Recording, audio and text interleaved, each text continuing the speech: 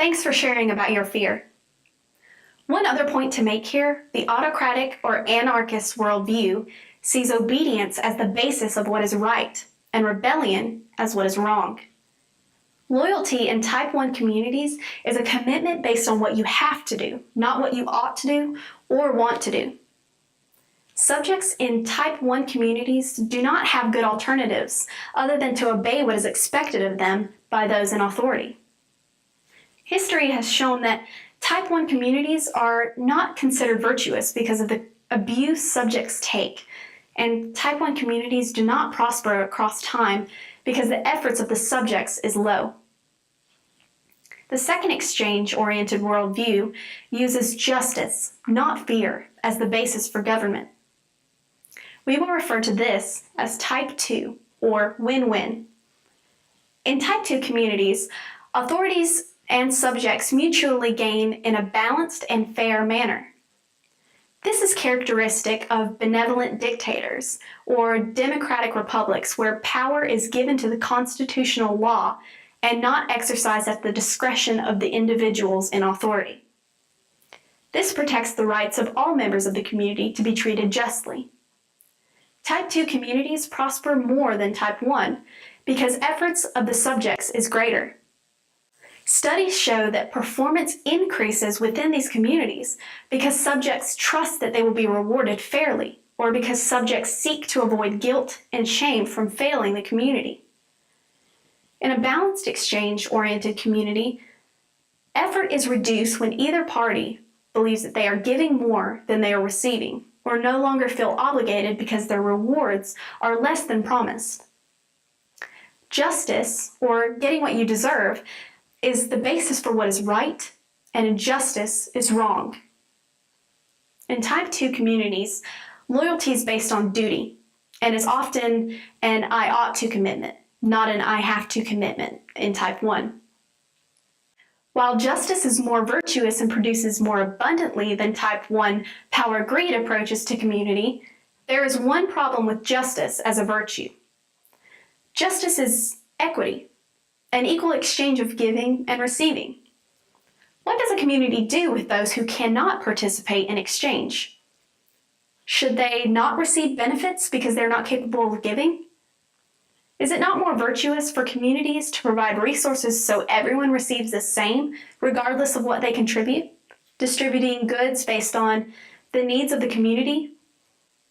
Without losing the motivation of equity, justice systems need accommodations for those who are vulnerable, such as widows, orphans, the handicapped, those who cannot participate in the performance-based exchange, like the majority of subjects. One point we need to make about Type 2 communities. The current focus on social justice has warped the meaning of the word deserve, which is key to justice. Accommodating people who cannot or will not contribute becomes a problem in Type 2 communities when subjects are influenced by a sense of entitlement. If subjects believe that they deserve benefits from the community without giving back in exchange, then they really believe that their exchange requirements is zero or nothing. This worldview of justice can eventually destroy a community because everyone will expect something from the community, but no one will see the need to contribute. We have seen that Type 2 is generally more abundant and virtuous than Type 1 communities, but Type 2 communities can limit how a person prospers. This constraint on output happens when members of the community give only up to a point of being equal to what they receive.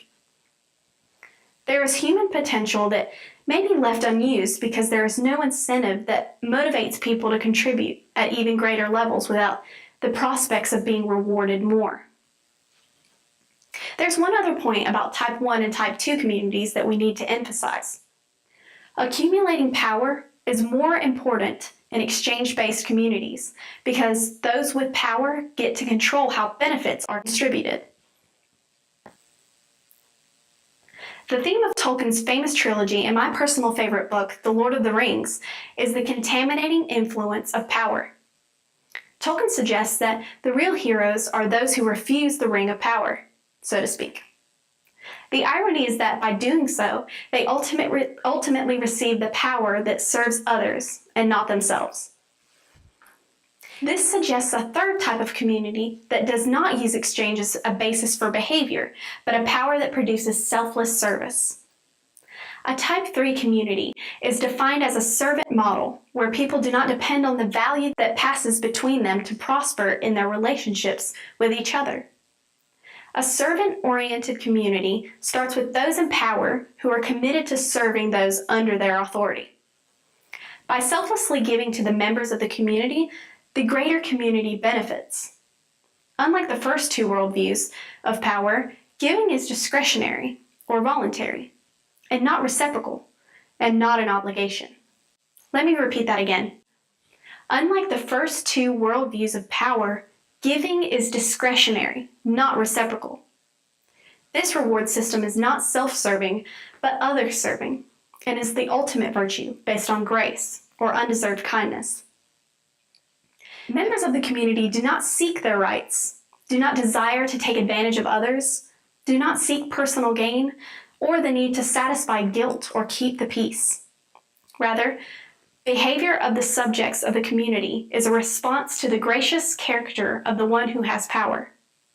The hearts of those under the authority are filled with affection for the authority, resulting in hope, freedom, and thankfulness, and a willingness to serve.